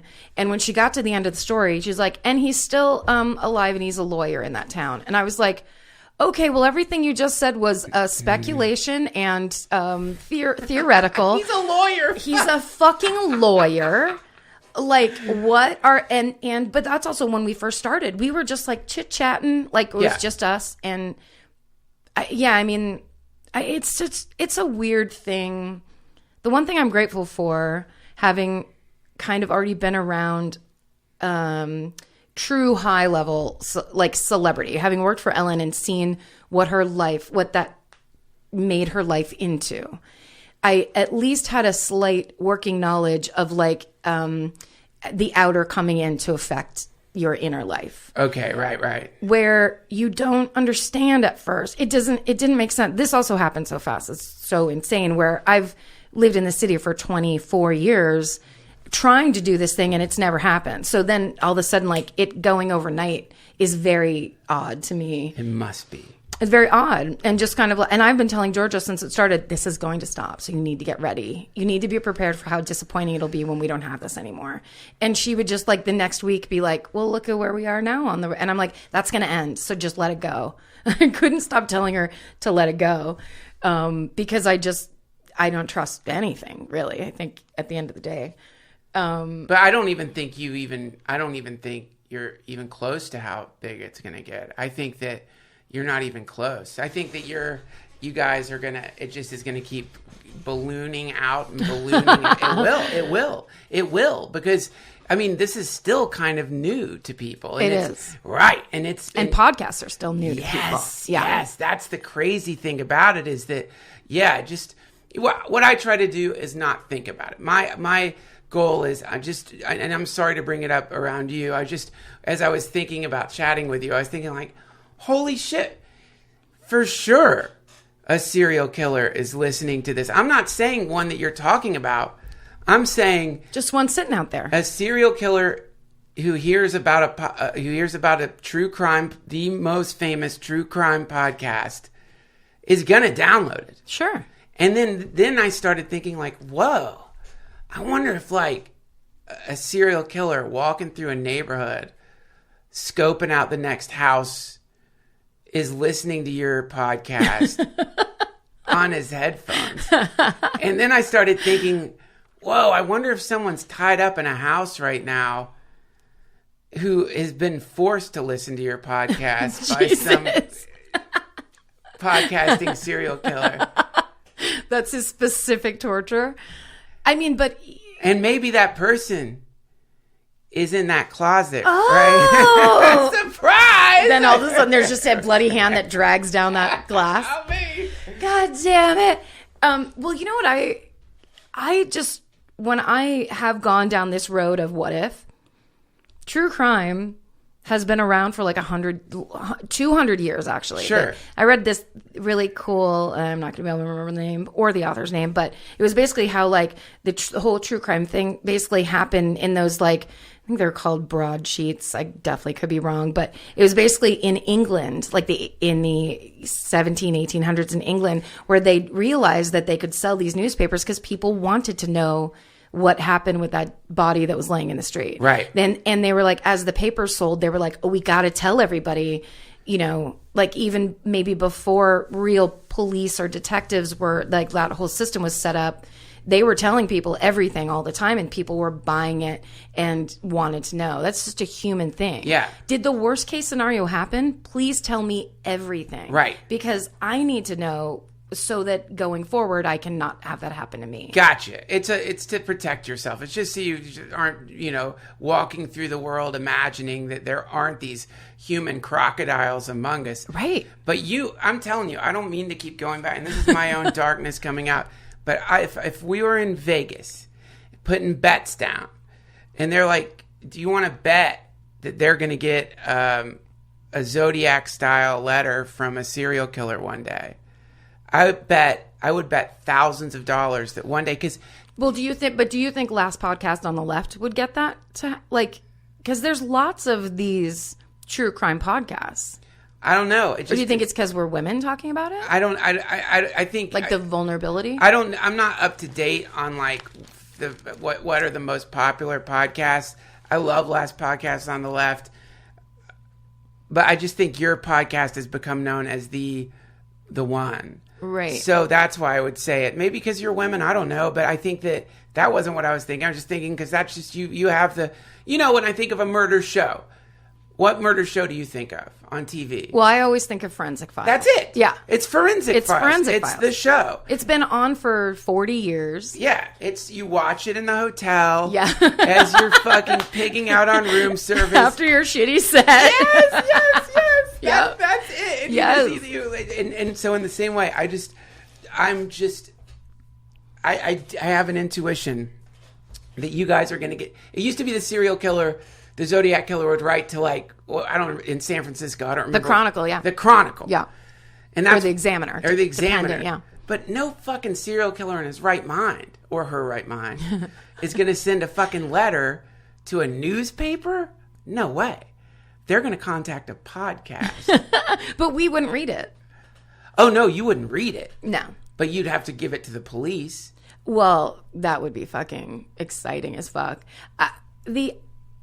I had a detective from Burbank PD, right? It's not even LAPD. Come to my house because there was a shooting down the street. And they were just knocking doors to find out if anybody saw anything or heard anything. It was one of the most exciting things that's ever happened. The vibe off these two dudes, full suit, like Men's Warehouse style suits. Fuck. Slicked back hair. A pinky ring? I'm like, that Shit. could be my brain inventing. But I remember a gold pinky ring. And I was trying to think of something to tell these people because I was so thrilled. Felt like starstruck. And we've had FBI agents come to our meet and greets. We had these two FBI agents come when we were in Baltimore.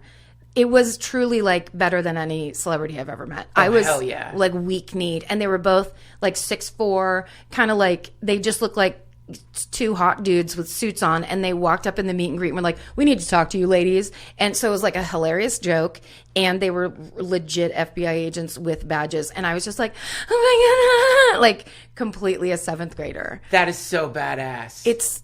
So we are getting, it's I would assume cops would be like, fuck that shit. I would assume an FBI agent would be like, they don't even know what they're talking about. You know what I mean? I would never think. We've had people come up and be like, I'm a psychologist, or I'm a therapist, or I teach forensics at this place. We're just like, that's incredible. You're the expert here. And then you're listening to basically a conversation about your business. Yeah. I wouldn't expect you to want to listen to two intense amateurs. Some people really try to pretend they know what they're talking about. Right. When they do true crime. It's it's Sure. statistical, informational based. I fucking mess up every single episode. That's all I do. Well, listen to the Forensic Files narrator's voice. It's that voice, that thing is how it's always been done. Yes. So to have suddenly the antithesis of the event in the form of your conversation, right? It's the perfect comedic device. It's it's matter and antimatter crashing against each other. 1,000, and also in the way that people go, you're not allowed to do that. You're not supposed to be doing that. Or that, how do you do that when you're not supposed to? Where it's but in my world, the way I was raised, you do it.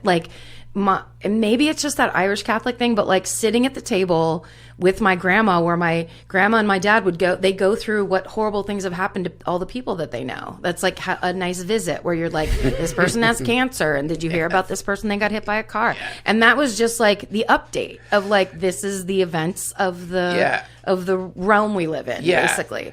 So to me, I feel like that's part of it too, where it's like, we're not trying to say we know why things are happening. We're not doing anything. We're just going, can you fucking believe this? Right. Yeah, I love it. It's the best. Now, I'm sorry I keep saying that about your show. It's obvious and embarrassing, but... Please don't apologize. Here's a super dark question I had for you. Okay. And I've kept you a little longer than I usually do. It's been... Okay, I love great. it. Okay, beautiful. Okay, my question was... if you're getting stabbed to death, do you think there's a cool thing you can say to your murderer that would haunt them, forever? How about, I hope you're happy? That's pretty good. Well, I hope you're happy. Yeah, because that's like the last thing you got. Right? If you're getting stabbed to death, is like, it's to stop screaming because they're getting off on it. You know what's hilarious about that? My cousin Stevie used to have a shirt in the 70s. This is like the first cartoon that I saw. It was like, instead of it being a picture, I was like, oh, I get that. And it was an eagle that looked like it was landing with its talons out, almost like 3D style out of the shirt.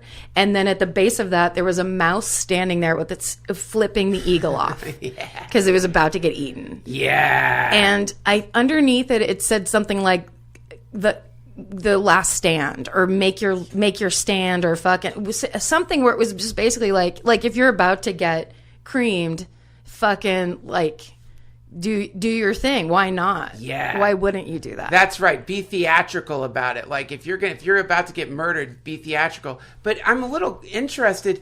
Or you were talking about the marches. I assume you're talking about the gun control marches. Is that what you meant? I was thinking of the women's march only because that was the first recent big one. What's your stance on that, on gun control? Knowing all you know about all of this shit, like. One of the things when I watch Forensic Files or hear about this stuff, one of the things I think is like, I want a gun. I want like a gun in my house to defend myself if I need to. The sad part about that is the statistics say the guns don't help. That guns actually, you much more injury happens operator error style. And that oftentimes if somebody breaks into your house or wants to attack you, the gun won't be close by. It'll be in your gun safe. If you're a normal person, it'll be in your gun safe and it won't matter. What are you going to have, one of those bed holsters? Have you ever seen that? Like the shotgun bed holster? No. They have those. Like on the bed post. It's on the side of your bed. It's a holster. You put your shotgun in it so that when someone's breaking in, you reach down and pull out the shotgun. You're ready to blast. You know what's crazy? I've been reading Michelle McNamara, Patton's wife, his late wife, who wrote this fucking incredible book about the most amazing story. Talk about the guy that's still out there and could be listening right now, the East Area rapist who's now called the Golden State Killer. But he started in Sacramento, where I went to college. So all the places, I've just been reading her book, which is brilliantly, it's called I'll Be Gone in the Dark. It's so well written. It's so good. It's so tragic that she fucking died. It makes me so mad. But anyway. It's unbelievable. They talk about... I was so shocked. Like, it's not like I was best friends with her or anything. I knew her socially. It rocked me so fucking hard. It was so shocking and awful. Anyway. And then and then she's one of the most talented writers I've ever read. It's like on every level. It's just it's a black hole. It's like, because I read her writing. I haven't read the book yet, but her writing is just amazing. And she knows, because she is such a fan of all that stuff, she knows how to process details and factoids in a way that she presents it to you. So it's like, so much of true crime writing is really dry, and it's also very overly like somber, where she's in there basically going, like, you're walking through it like this is what it would be like. Yeah. She's painting this picture that is, she's not trying to code it with, and aren't we sad about this? No, she's going, look how fucked. look at this, look at how fucked this is. But it's not exploitive. It's factually, look how fucked. Yeah. And it is incredible. Like, if you care about true crime, reading that book is quite an experience. Because the writing is, I mean, like, fucking... I feel like people, of course, when they lose somebody, then everything gets put through this lens of like, well, of course we're all going to say nice things about her writing because she died. That is not what's fucking going on here. It's exemplary writing. Yeah. It's incredibly high level. Yeah, for sure. There's no reason. Like, there'd be absolutely no reason. I think, but that's, if we're talking about like the jealous mind, that thing of people going like, oh, you're not going to say something negative about it. It's like, you fucking can't. I challenge anyone to read that book and not walk away going, that was one of the most talented writers. It's like everything, word choice, the phrasing, everything. But all of that is to say, the Golden State Killer was a rapist in Sacramento who raped like over 50 women. It went on for a really long time. He would rape women intentionally when the husband was there. So he would tie them both up, put a stack of dishes on the husband's back, take the woman into the front room, rape her, knowing, like, because to inflict that kind of pain of knowing I've taken your wife and you're going to sit here and listen to it. They said gun sales went up. They sold like 6,000 guns in 1 month or something like that. It never helped. Nobody ever pulled a gun on this guy. Nobody ever, like, I think he was shot at one time, and it was because the people were already up out of bed. But like, that idea that you can buy a thing that will prevent is a fucking lie. It's a lie. And like, it's a nice idea and it might make you feel better. Go get a gun if you want that security. But you also have to take into account that you lose security for having a death machine right next to your fucking bed. As a comedian, many of us are afraid to own guns because we think we'll turn them on ourselves. No joke. Oh, yeah. I've talked to a few different comedians, and it's 2 different comedians have said to me, I can't have a gun. Not because I have some strong feeling about guns, but I just get really sad. Yes. You know what that made me think of because I was like, it makes me think of like what you think you'd reach for, how you think you would take care of business in a situation where you've never been in that situation before. It's heightened beyond. You're feeling a fear level that no one ever feels. You've gone up to the top of the thermometer of fear. Yeah. What do you do in that scenario? Right. My friend, Maleva, she used to be my roommate. For a second, I thought maybe you would have known her. She was from Sacramento. She was from actually up north of Sacramento. Up in Auburn, where it's like all mountainous, and it's that thing where your nearest neighbor is 5 miles away. And she had a friend that she went to high school with who her parents went away for the weekend. She woke up in the middle of the night to go to the bathroom, and there was a man standing in the hallway. And she went to the fear thing, of course it's like, holy, this is it. I mean, and that's part of my fascination with true crime. That scenario, this is the moment everyone fears. Every single fucking person on the planet fears this moment, this confrontation. And the story is that girl, high school girl, just started making this animalistic noise. She's like, they're standing in a dark hallway, like at the either end of the hallway together, and she just starts growling, gets down, and just starts acting like an insane animal. And the guy fucking ran out of the house. Wow. Isn't that amazing? That is so cool. It was like her instinctual thing. Right. Was like, well, there's no gun, there's no weapon. Of course, it's going to happen in this surprise way. And what do you do if you have nothing to grab or no weapon, no defense? But there is a way to scare the scary, Like, yeah. It's not. Maybe that's a part of it too. In those moments, there are people who survive those moments. There are people who survive serial killers. Yeah. There are people who fucking get away, outsmart them. There are 14-year-old girls who fucking figure out a way to get out of a handcuff and climb out of a fucking bathroom window. It happens constantly. Right. I love those fucking stories. Yeah, me too. They're incredible. Yeah. It's beautiful, except, the person's permanently traumatized probably, and like there's this resounding hellish darkness in them forever because of these swine. And that fucking guy, the Golden State Killer. Yeah. Oh my God. You guys got to start. I'm telling you, fuck me for giving you any advice. But if I were you, man, I'd have a moment where I would say something to the serial killer listening to your podcast. Something like, no, I'm not interested in that. Kill yourself. But that's not like, I don't think, in my mind, if you are in that realm, they say that they think there's 2,000 working serial killers in the United States, like at any given time. That's the average that they... Working. Yes. Fuck. Active. Fuck. Right. I think those people are not reachable in a normal way. So any message I would have would get, like all fucked up through the filter of whatever's happening in their brain that is bad. And it does. So any message I would have would get all bent up and fucked up anyway. Plus the fact I don't have a message for them. I don't care about them. Got it.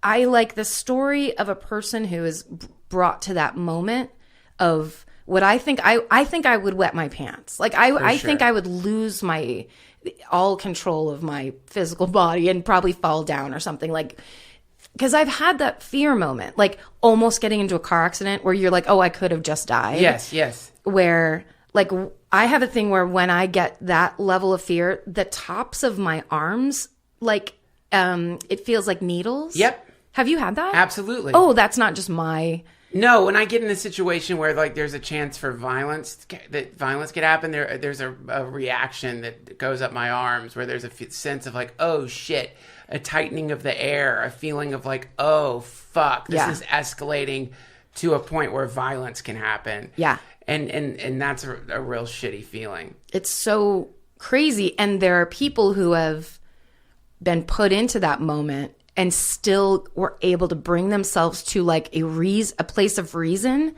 to get out of it. Yeah. That does happen. And a lot of times those women that are terribly victimized by monster people, it takes a while for them to recover, and then they start working with other people who it's happened to. That's a thing that I fucking love. So many of those stories, like have you ever seen the show I Survived? So many of them. It's an incredibly well-produced, well-made show where people sit there with a black psych behind them and just go, so I was walking home from my thing, and they tell you about their near-death experience.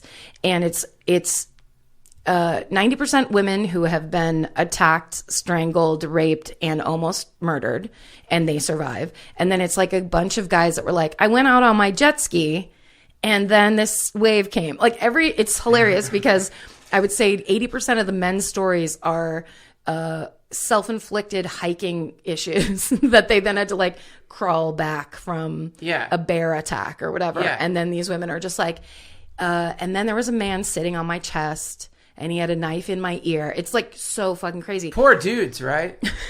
That's what you're saying, right? Yep. It's very sad. It's hard for guys because nature is the ultimate serial killer. Yeah, exactly. We're in way more danger. Way more danger because we're athletic. We like to jet ski. You put yourself out there. We're putting ourselves out there. I feel the exact same way. Yep. It's like you ladies really have it easy. Totally easy, because usually it is mostly like men getting stabbed to death by these psychotic raping women. Yes. Well, I mean, men get stabbed for it happens. And you know what's really interesting statistically?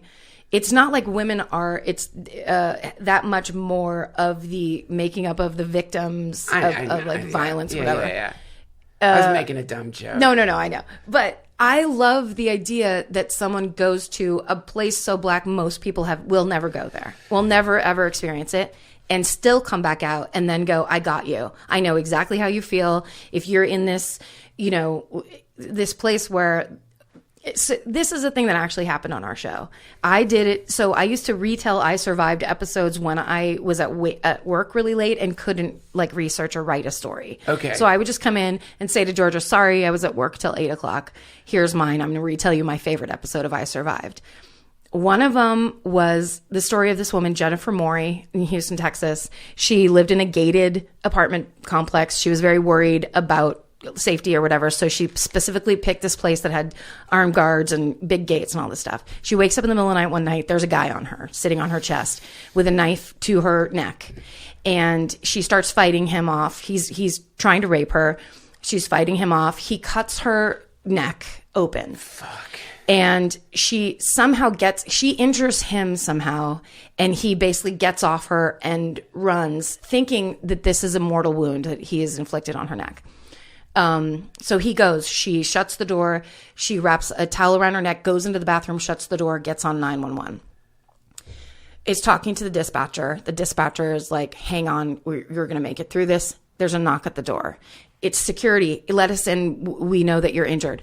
And so she goes, oh, good, security's here. And the dispatcher on the phone goes, don't open the door. And she goes, no, this is the security from my apartment complex. And this is what I pay for. And he goes, yeah, but we don't know who it is. So let's wait. He goes, the police are 3 minutes away. You can hang on through this. You can do this.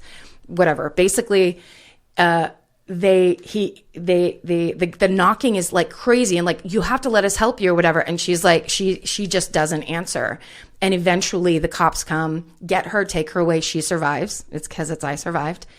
They start searching the perimeter for this attacker with the security guards that work there. And one cop looks down and sees the security guard has blood on his socks. Oh, Jesus Christ. They make him take his shirt off. His chest is covered in blood. It's the fucking security guard broke into her apartment, cut the lights, cut the phone, cut the landline, and was in there to rape and kill her. And she somehow, she injured him somehow, and he had to get out. And he left behind his hat. The reason he came back, he wanted to make sure she died, and he had to get his hat because he left his hat in her apartment. Okay, I tell this story on our podcast. A month later, I get an email from this woman, Jennifer Morey. Wow. And she's like, I love the way you told my story. Thank you. That means a lot to me. And I was like, holy fuck. Well, we went and did Houston live show in February, I think, or... Wait, no, it's March now. Last year, I can't remember. And she came to the live show, and she came out. I got to introduce her, and you got to say hi to everybody. And it was the fucking coolest thing because, first of all, she's the chillest woman. She has a family. She is she's really, really cool. She's a lawyer, but she also has a whole victims' rights fucking thing going on. And she stood on that fucking stage and told all those women in the audience, whatever it is you're going through, you can make it. And you have great people around you. You have a community. And she basically gave them this fucking pep talk. And they all knew her story. It was one of the most incredible things I got to ever be a part of. And that's the kind of thing where I'm like, yeah, there's all these things you can focus on. But if I'm going to I get to pick. And that was like, everybody was crying. It was just the coolest fucking moment of Beautiful. you can elevate shit out of the blackest blackness, I think. You can, and that's what you're doing. And man, trying, No, you did it. That's it. That's beautiful. It was rad. It was really rad. Karen, thank you so much for being on this show. I love talking to you. You're the best. You're the best. Please tell people who want to find you where they can find you. I'm on Twitter, Karen Kilgariff, at Karen Kilgariff. I think that's pretty much it. I'll have all the links. Thank you so much for being on the show. What Absolutely. a joy. Absolutely. That was Karen Kilgariff. Everybody, don't forget to listen to My Favorite Murder, her wonderful podcast that she hosts with Georgia Hardstark. A big thank you to Audible for sponsoring this episode of the DTFH. Remember, if you go to audible.com/DTFH or text DTFH to 500-500, you're going to get a free audiobook and a 30-day trial membership.